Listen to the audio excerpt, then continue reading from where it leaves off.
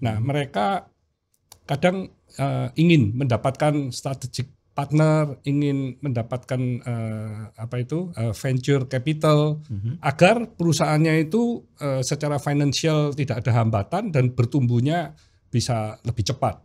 Yeah. Nah, itu apa yang mesti dipersiapkan oleh para perusahaan tersebut ya?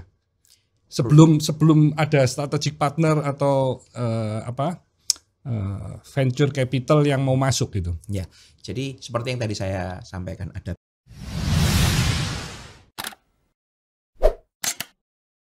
semangat pagi Sobat Sukses. Pada hari yang luar biasa ini kita kedatangan seorang lawyer dari Markus Sayogo and Associate. Ini kantor pengacara yang top di Surabaya. Siapa dia? Yaitu Bapak Leslie Sayogo. Halo Pak Hermanto. Terima kasih nih ya atas waktunya ya. Ya. Jadi saya selalu nemenin Papa juga kalau nemeni papanya Pak Leslie ya. Pak Hermanto nemeni papanya, saya nemeni papa saya. Pak Markus Sayogo kan memang legend ya. Ini terima pengacara top di Surabaya dan hampir semua orang di Surabaya era itu kenal semua. Betul. Iya. Dan mereka berkawan baik ya antara Pak Markus dengan Pak Sutikno Tano. Iya. Jadi Dan akhirnya pasti kita juga Papa berkawan baik. Iya, Papa juga bangga lah ya. Ini tetap ada penerusnya. Terima kasih. Pak Leslie Sayogo. Senang bisa di sini Pak Hermanto. Iya, iya. Nah, ini pada pagi hari ini kita bincang-bincang nih supaya para sobat sukses ini lebih banyak knowledge mengenai legal ya. Yeah. Karena bagaimanapun juga kita sebagai orang yang mau masuk di dunia bisnis tidak luput harus mengerti tentang legal ya. Iya, Pak. Nah, Betul sekali. saya sendiri belakangan ini kan banyak sekali melakukan merger and acquisition ya. Yeah. Kalau merger biasanya memang dua perusahaan yang bisa bergabung, bisa melebur yang akhirnya nilainya itu juga bisa semakin tinggi ya valuasinya ya karena kelebihan dari masing-masing ini bisa semakin kuat dengan bergabungnya seperti yang akhir ini akan terjadi kan Tokopedia dan GoTo ya yang nilainya belasan billion US dollar akhirnya setelah bergabung sekarang kabarnya bisa mendekati 40 billion US dollar. Jadi lebih dari 2 kali lipat nilai masing-masing perusahaan kalau ditambahkan ya. Nah ini memang kalau merger memang harus ada benefit dari masing-masing company seperti itu ya. Tapi antara merger dan akuisisi lebih banyak akuisisi ya. Ya, akuisisi juga banyak. Tapi ya kalau kita ngelihat tadi Pak Hermanto membahas tentang GoTo ya Pak ya. Gojek dan Tokopedia banyak yang iri juga ya Pak ya. Akhirnya banyak serangan-serangan juga khususnya dalam hal mereknya yang juga diserang sama banyak orang ya. Nah, kita nggak membahas kasusnya, cuman satu titik penting yang saya ngelihat bahwa transaksi-transaksi itu selalu melihat dengan siapa pihaknya itu bertransaksi. Jadi karakter dari bisnismennya itu cukup penting. Ya, jadi melihat Gojek perusahaan yang besar, Tokopedia perusahaan yang besar, pasti di belakangnya kan juga ada orang-orang yang hebat. Sama seperti di perusahaannya Bapak juga banyak orang-orang hebat di dalam perusahaan Bapak. Sehingga itu yang membuat orang selalu kalau ibaratnya pohon semakin tinggi, ya anginnya juga semakin banyak kan. Jadi banyak yang iri, banyak yang menerpa, banyak. Jadi harus kuat, foundation-nya juga harus kuat sebelum melakukan proses merger, akuisisi dan lain sebagainya. Harus kuat fondasinya dan bahwa perhitungan bisnisnya itu harus penting. Nah, makanya di dalam sebuah akuisisi atau merger itu penting ada banyak yang melakukan due diligence, Pak. Nah, due diligence itu macam-macam, ada business due diligence, tax due diligence, dan yang saya geluti bersama dengan tim saya sehari-hari adalah legal due diligence atau legal audit yang kemudian perlu untuk melakukan pemeriksaan terhadap perusahaan-perusahaan itu seperti apa. Apakah perusahaan itu yang diambil sehat apa tidak. Sama seperti kalau kita mau beli mobil bekas.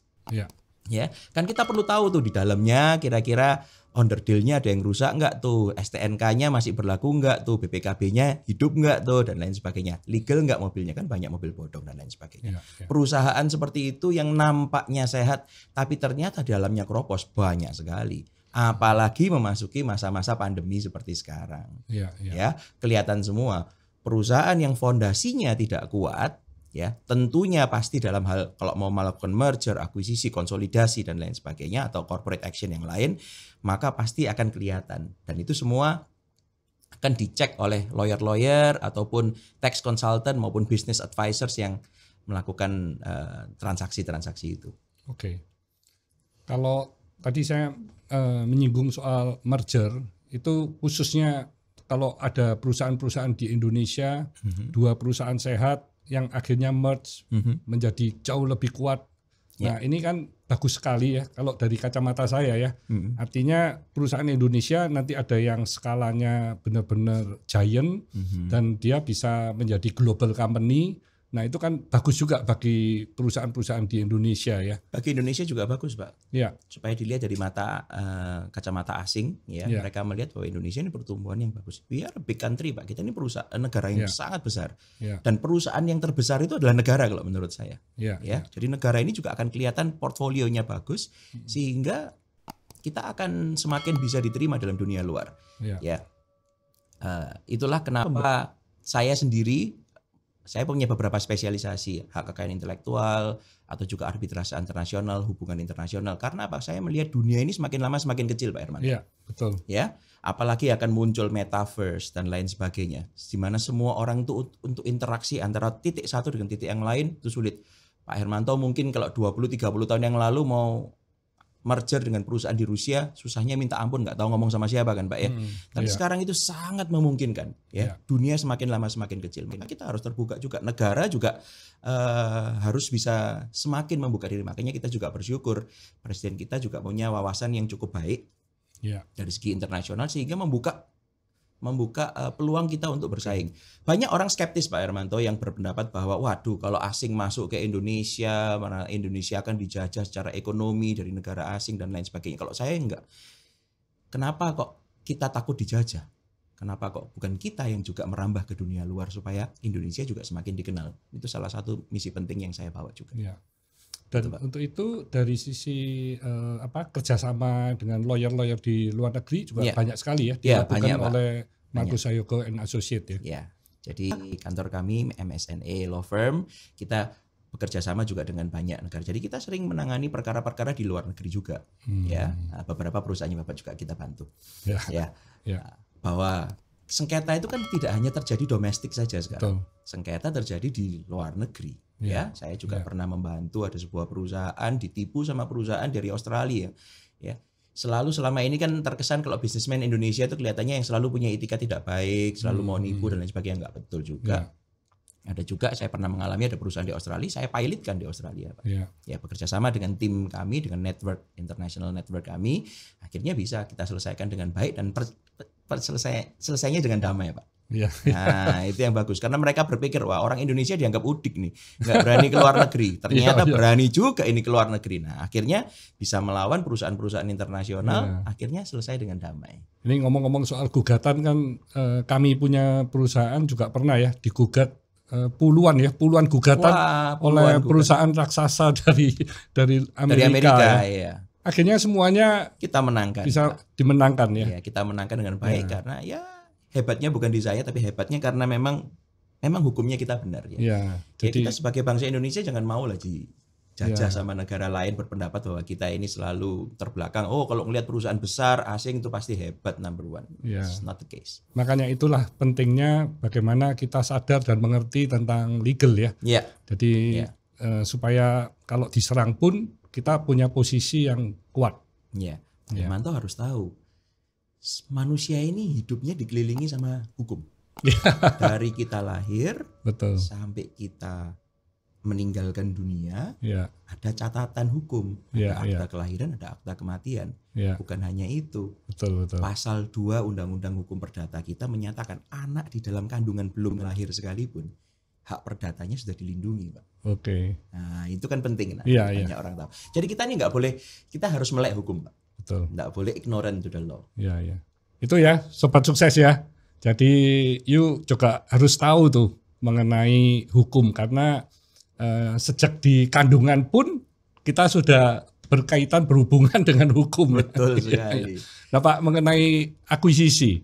Nah, ini kan banyak sekali nih para UMKM yang perusahaannya sudah bertumbuh dengan cepat ya. Nah, mereka kadang ingin mendapatkan strategic partner, ingin mendapatkan venture capital agar perusahaannya itu secara financial tidak ada hambatan dan bertumbuhnya bisa lebih cepat. Yeah. Nah, itu apa yang mesti dipersiapkan oleh para perusahaan tersebut ya? Sebelum ada strategic partner atau venture capital yang mau masuk gitu. Ya, jadi seperti yang tadi saya sampaikan, ada bisnis, ada tax, ada legal, Pak. Ya. 3 hal yang menurut kami cukup penting. Ini harus disehatkan dulu. Ya. Ya, sama seperti kalau kita mau ketemu, kita mau cari pacar nih, Pak. Ya, cari pacar kan nggak mungkin kita tampil selusuh mungkin. Ya. Kita kalau mau ketemu sama perempuan cantik ya coba pakai bajunya yang paling bagus, yang wangi dan lain sebagainya. Itu juga sama seperti perusahaan.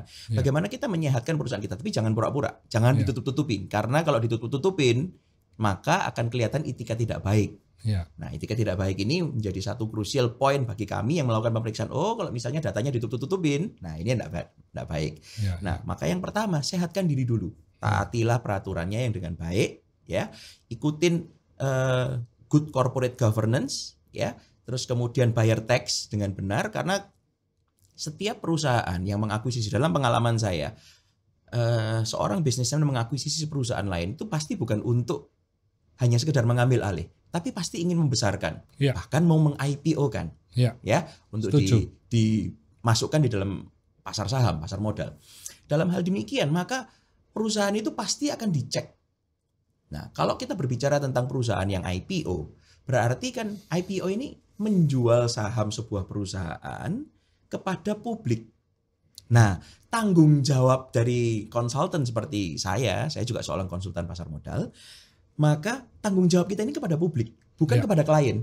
Nah, tanggung jawab kepada publik kan karena yang beli saham kan publik. Jangan sampai beli saham gorengan misalnya, atau beli saham bodong misalnya, dan lain sebagainya. Itu karena ada banyak hal-hal yang ditutup-tutupin. Nah, maka dari itu kita punya tanggung jawab kepada publik. Kalau misalnya meskipun perusahaan kita belum dipublikkan, tapi bahwa kita mau membesarkan usaha kita, mau menjual kepada orang lain, pasti harus dibaguskan dulu. Manajemennya harus bagus, taat hukum dan lain sebagainya, membersihkan masalah-masalah itu. Lalu pada saat ada investor masuk atau investor mendekati kita, maka kita harus terbuka dengan investor itu. Sama seperti kita mau menikah, kan akuisisi atau merger itu kan sama seperti menggabungkan dua menjadi satu, ya kan, mengambil salah satu, makanya harus terbuka semua. Kalau tidak terbuka, maka justru nanti terjadi selisih paham di tengah-tengahnya. Nah, tentunya perusahaan yang sudah seksi ya, mungkin dari sisi fundamentalnya memang bagus, pertumbuhannya juga masih tinggi sekali. Secara history maupun projection ke depan bagus. Nah, itu yang memang akan menarik strategic partner atau PE atau angel investor. Jadi yang saya tanyakan itu dari sisi legalnya, Pak Leslie ya, dari sisi legalnya. Kadang-kadang para perusahaan yang mendapatkan venture capital yang kemungkinan karena perusahaannya size-nya mungkin belum terlalu besar ya. Mereka masuknya kan majority. Nah, biasanya perusahaan yang nantinya menjadi minority atau kurang dari 50% itu ada kekhawatiran juga dari sisi legalnya atau authority-nya itu. Jadi bagaimana nih nanti jangan-jangan setelah venture capital masuk terus ditambah modal terus karena mereka modalnya kuat sehingga akhirnya juga habis gitu ya. Makanya dari sisi legalnya yang saya tanyakan itu apa ada proteksinya, protection bagi para sobat sukses yang ingin mendapatkan partner ya. Tentunya yang paling utama harus dilihat dulu memang karakter dari calon partnernya. Ini tadi Pak Leslie sudah ngomong kan, ini ibarat kawin kan ya. Jadi jangan cepat-cepat, mesti harus tahu dulu, harus mengenal dulu, dan tujuannya juga harus sama ya. Tujuan kedepannya juga harus sama. Perusahaan ini mau dibawa kemana? Betul. Karena kalau tujuannya juga nggak sama, terus sudah terlanjur kawin kan repot itu nanti ya. Betul. Nah, Ini bagus sekali apa yang Pak Hermanto sampaikan ini. Nah, ini memang penting. Secara fundamental, Undang-Undang PT di Indonesia itu mengatur ketentuan tentang Minority Shareholders Protection, perlindungan terhadap semua pemegang saham. Khususnya di beberapa pasal, kalau nggak salah di pasal 61 juga mengatakan kalau misalnya ada putusan dari rapat umum pemegang saham, rapat direksi atau dewan komisaris yang merugikan salah satu pemegang saham itu bisa menggugat. Jadi hak gugatnya itu ada. Namun demikian, akan sangat baik sekali kalau di antara pemegang saham, kalau misalnya ada akuisisi, berarti ini kan akuisisi ini kan bisa 100% diambil, ya, diambil alih 100-nya, atau secara mayoritas saja diambil, karena istilah akuisisi itu kan pergantian pengelolaan, pengendalian, ganti pengendali ya, karena pengendalinya ganti. Jadi kalau misalnya ada 49 sama 51, yang 49 ini beli cuma 3% saham, ya ini ganti pengendali, ini akuisisi ini Pak. Nah, dalam hal demikian, maka ini tetap bagaimanapun Undang-Undang PT itu kan lahirnya karena perjanjian Pak. Nah, banyak bisnismen itu yang selalu berpikir, oh sudah ada anggaran dasar perseroan. Kita ikutin saja anggaran dasar perseroan, ya, dibuat di notaris. Padahal mereka merupakan salah satu hal yang sangat penting, yaitu shareholders agreement. Atau perjanjian pemegang saham. Apa perjanjian pemegang saham ini? Kalau saya ibaratkan dalam tadi, kalau kita gunakan analogi perkawinan atau pacaran ya Pak ya, shareholders agreement ini seperti perjanjian pranikah, perjanjian perkawinan yang mengatur ketentuan-ketentuan kalau kita nanti menikah seperti apa. Nah, seorang pemegang saham minoritas juga bisa mengatur, oke, misalnya dalam menentukan direksi, meskipun kamu pemegang sahamnya Anda berapapun, saya tetap bisa meletakkan satu direktur di situ untuk mewakili kepentingan saya sebagai pemegang saham, misalnya, atau menempatkan 2 direktur atau 2 komisaris atau dan lain sebagainya. Itu bisa dibicarakan di awal ya. Di awal, jangan di tengah-tengah. Kalau yang sudah majority masuk tidak ada perjanjiannya, yang minority mau bikin perjanjian ya majority-nya enggak kira mau Pak. Makanya harus dari awal. Sama seperti kita mau merit, kita tanya dulu kita gimana setelah ini dan lain sebagainya. Itu ditata dan dibuatlah perjanjian yang sangat terperinci yang mengatur segala hak dan kewajiban. Bahkan kalau misalnya tadi yang disampaikan sama Pak Hermanto, oh jangan sampai setor modalnya, modal capital ini masuk terus. Nah ini ada ketentuan bahwa kita bisa mengatur, misalnya pemegangan saham 60-40 misalnya. Ya, yang 40 ini bilang kalau mau meningkatkan modal 40 harus kasih hak prioritas untuk menaikkan dan lain sebagainya. Harus menjaga persentase tetap 60-40 misalnya. Ini bisa ditata dan diatur di depan. Jadi supaya pemegang saham ini tidak dirugikan. Biasanya kan kalau investor masuk itu kan iming-imingnya duit loh Pak. Nah kalau sudah kena duit, wah langsung pikirannya, waduh enggak peduli lah, sudah bingung Pak. Yang dibingung tuh, waduh habis ini beli Lamborghini, beli Ferrari, beli ini, waduh, atau ada yang bisa menikah lagi mungkin Pak ya. Tapi nggak dipikirkan, jadi nggak memikirkan perjanjian di antara para pihak ini, pemegang saham ini seperti apa. Karena pemegang saham bukan hanya 2 loh Pak. Betul. Bisa 3, 4, 5, unlimited Pak. Bisa ratusan ya, apalagi kalau terbuka. Ya, kalau sahamnya terbuka sudah sampai threshold tertentu maka harus jadi perusahaan terbuka juga. Nah ini malah unlimited.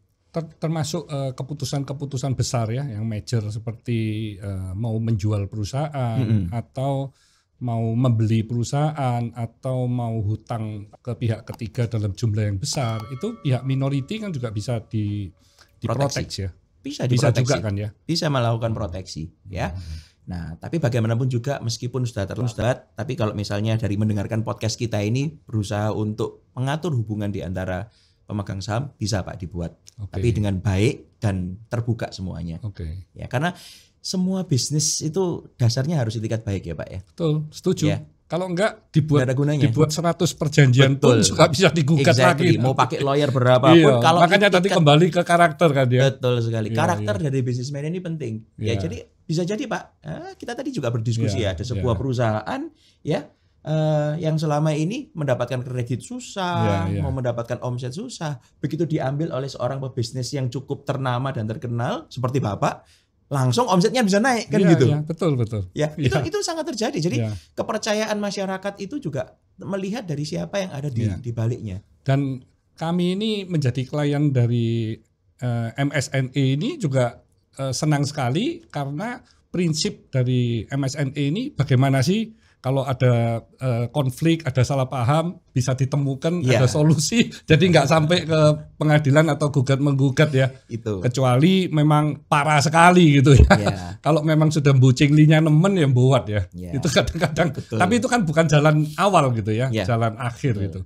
Nah, sobat sukses itu tadi penting sekali ya bagi yang punya perusahaan, ingin punya partner, jangan lupa mengenai legalitas ya, itu penting sekali. Jadi bisa menghubungi dari Marcus Sayoko and Associated Firm ya. Ini supaya kemudian hari nggak menyesal gitu ya. Nah, selain kalau tadi ceritanya mencari partner gabung ya, kebanyakan berapa persen ya? Mungkin antara 2-30% itu kan pecah kongsi ya. Iya. Banyak sekali yang pecah kongsi, bahkan mungkin lebih dari itu ya. Nah, kalau pecah kongsi, Pak, itu rumit juga. Wah, karena ini lebih rumit lagi. Lebih rumit ya, karena nanti misalnya perusahaan itu kondisinya sangat bagus atau kondisi lagi bankrupt misalnya, sama-sama sulit ya. Kadang-kadang bagaimana nih, ada mereknya, nilainya gimana? Mereknya mungkin kadang valuasinya kadang kan nggak ditentukan ya. Dan ini kan sudah bentrok ini, sudah ada kepercayaan atau ketidakcocokan ya. Nah, gimana Pak?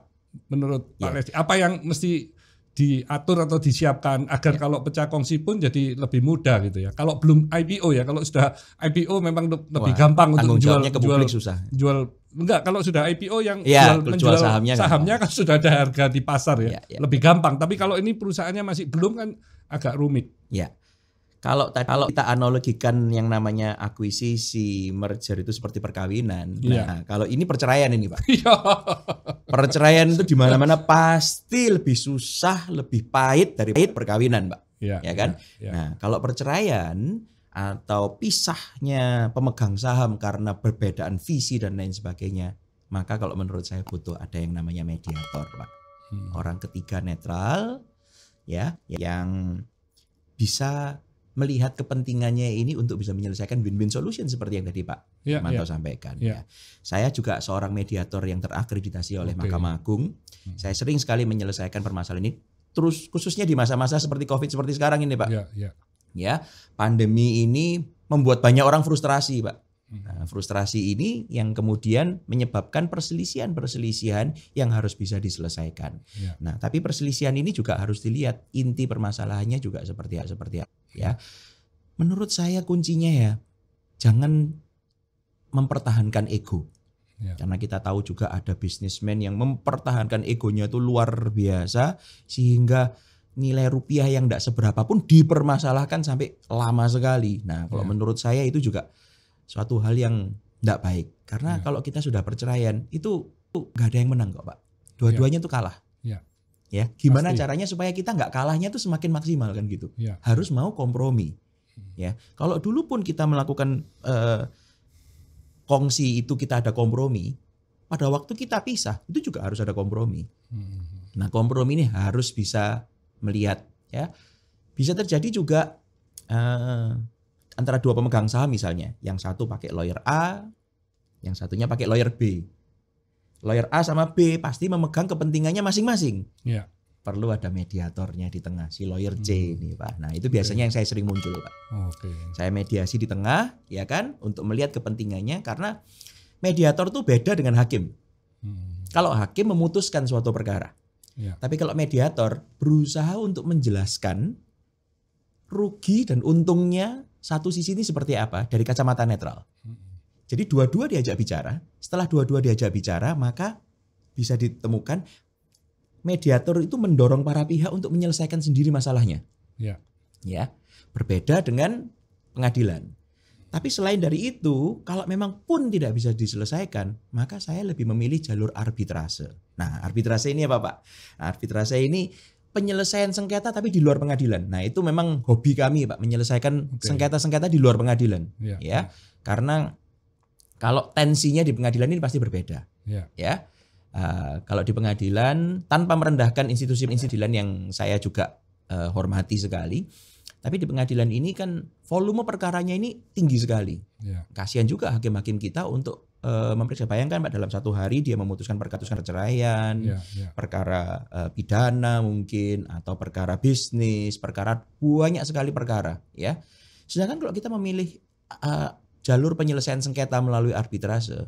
Nah, arbitrase kan undang-undangnya Undang-Undang 30 tahun 99 itu mengenai alternatif penyelesaian sengketa. Nah, jadi sengketa itu bisa diselesaikan dengan alternatif, salah satunya lewat arbitrase. Kita bisa memilih sendiri hakimnya siapa, Pak. Oke. Jadi misalnya kita bersengketa nih Pak Hermanto pilih si arbiter A, saya pilih arbiter B, arbiter A dan B ini memilih arbiter C untuk menjadi hakim dari permendanya kita. Kalau arbiter memutus seperti hakim, jadi mendengarkan perkaranya diputus. Tapi kalau mediator mendorong. Nah, saya mengencourage untuk ada mediasi di antara para pihak. Harus mau ngalah, Pak. Tapi kalau yang paling susah dihadapin oleh mediator seperti saya itu adalah kalau businessman yang sudah luar biasa terbangnya dan egonya yang luar biasa. Egonya lebih tinggi dari jam terbangnya, Pak. Nah, ini yang kelewat susah, Pak. Kalau dari kacamata saya yang lihat ya, yang terbanyak konflik itu disebabkan karena tidak adanya keterbukaan dan integritas ya. Betul. Jadi memang akhirnya salah satu pihak kan merasa dirugikan. Betul. Jadi kalau ada keterbukaan, bagaimanapun juga perform dari perusahaan itu bagus atau tidak bagus, selalu harus dikomunikasikan ya, secara berkala setiap bulan atau setiap 3 bulan, karena kan sudah partneran ya. Dan bagaimana faktor-faktor integritas atau tentang uang itu sangat penting sekali. Betul. Ya. Nah kalau keterbukaan nggak ada, terus integritas nggak ada. Nah ini kadang menjadi silent shareholder ini kan nunggu terus. Ini perusahaan sudah hampir 5 tahun kok nggak pernah ada laporan, nggak pernah ada pembagian. Akhirnya kan mencari ini ada apa ini di perusahaan ini. Biasanya timbulnya konflik dari sana sih. Pasti akan timbul konflik seperti itu. Apalagi ada ketentuan di Undang-Undang PT yang mengatakan kalau perseroan itu perputaran uangnya itu lebih dari 50 miliar itu harus diperiksa oleh akuntan publik. Audit kan ya, diaudit eksternal Pak. Iya. Nah itu harus. Nah kalau itu sampai dilanggar oleh direksinya maka bisa kena resiko dan bisa digugat menyebabkan kerugian dan lain sebagainya. Kalau di bawah itu Pak, kalau di bawah itu memang nggak ada kewajiban untuk audit. Audit secara internal kan ada. Jadi kalau kita lihat perseroan terbatas, bahkan untuk bisa mengetahui keterbukaan itu kan munculnya di rapat umum memegang saham, Pak. Ya, rapat umum memegang saham ini kan ada yang rapat umum memegang saham tahunan, rapat umum memegang saham luar biasa. Kalau luar biasa itu seperti apa? Seperti mengganti direksi, komisaris dan lain sebagainya, atau ada corporate action tertentu yang mau dilakukan, mau akuisisi atau lain sebagainya. Tapi kalau rapat tahunan ini kan membicarakan mengenai budget, membicarakan tentang pembukuan, menyetujui laporan keuangan biasanya. Itu kan harus dan itu wajib menurut ketentuan undang-undang. Jadi nggak bisa Pak, nggak di audit terus pemegang saham nggak mendapatkan laporan keuangan, nggak bisa. Tapi kenyataannya banyak. Banyak sekali. Banyak yang begitu ya. Banyak sekali. Dan dari sisi legal memang nggak ada sanksinya ya. Nggak ada sanksinya. Kecuali kalau terjadi sengketa. Iya. Nggak ada sanksinya tapi ada resikonya Pak. Bagi para direksi. Ya. Dan ini semua bisa diatur Pak. Sanksi ini bisa diatur di shareholders agreement. Jadi misalnya kalau direksi lalai begini-begini bisa diganti misalnya. Itu bisa diatur Pak. Itulah kenapa pentingnya bikin perjanjian pemegang saham atau shareholders agreement itu sebelum terjadi corporate action. Bukan setelahnya. Sama seperti bikin perjanjian pranikah. Itu lebih baik daripada bikin perjanjian post nikah. Gitu, Pak. Ya. Jadi semuanya memang secara legal harus di depan. Di depan. Ya. Kita lebih baik preventif ya. Jangan sampai nanti terjadi hal-hal yang tidak diinginkan ya. Ya, betul sekali, Pak. Ini penting. Nah, kalau perusahaan biasanya bertumbuhnya luar biasa ya. Setiap tahun bisa di atas double digit 2-30%. Nah itu kalau sudah puluhan tahun ya, 20-30 tahun, perusahaannya jadi besar sekali. Nah ini kasus-kasus sengketa keluarga juga banyak sekali ya Pak ya? Oh banyak sekali Pak, karena saya melihat begini Pak, perusahaan itu kita mau besarkan ya, mau kita pupuk dari kecil ya. Tapi sekali lagi kan tetap dilihat who is the man behind the gun, ya. Siapa orangnya. Iya. Saya melihat bahwa perusahaan ini kan bisa hidup selamanya Pak. Betul. Ya, orang yang nggak bisa hidup selamanya Pak ya. Iya. manusianya yang nggak bisa hidup selamanya. Perusahaannya, tapi manusianya ini bisa meninggalkan legacy yang baik untuk perusahaannya. Sama seperti saya melihat Pak Sutikno Tanoko begitu dihormati di Avian. Ya, dia meninggalkan legacy dan legacy ini baik. Ya, sekarang ini kita sudah memasuki tahun macan ya Pak ya. Tahun macan. Ada peribahasa kan Pak ya. Kalau macan itu mati meninggalkan belangnya. Gajah meninggalkan gadingnya. Manusia meninggalkan namanya. Ya. Tapi jangan lupa di antara namanya, kalau dia sudah jadi bisnismen yang ulung dan mempunyai arsenal kekayaan yang luar biasa, ini bisa menjadi penyelamat penerusnya atau menjadi masalah bagi penerusnya. Ya kan? Jadi makanya yang paling penting, sengketa-sengketa seperti ini juga muncul juga meskipun saya mendalami dunia korporat Pak, tapi sengketa keluarga khususnya mengenai masalah pewarisan dan lain sebagainya. Itu menjadi hal yang sangat sering saya temui sekarang ini. Itu harus dilihat dari legasinya. Sejak pandemi ini Pak ya, apalagi waktu Delta segala ya, itu kan banyak sekali orang yang berduka mendadak kehilangan orang tuanya. Jadi akhirnya efek juga ke mengenai harta waris ya. Betul. Jadi perusahaan itu untuk besar ada planning ya Pak. Manusia itu perlu punya planning. Planning dia itu pada waktu dia mau meninggalnya planningnya bagaimana, selama pernikahan bagaimana, kalau punya anak, kalau dia meninggal dunia bagaimana. Ini kita bisa bicara panjang lebar nih Pak, mengenai hal ini. Ada Pak, saya pernah menangani keluarga seperti itu ya, yang itu juga yang menghamil malah anak tirinya malah. Jadi anak tirinya itu menguasai, enggak mau kerja, tahu orang tuanya papa tirinya ini kaya, enggak kerja sama sekali, kerjanya cuma jualin aset Pak.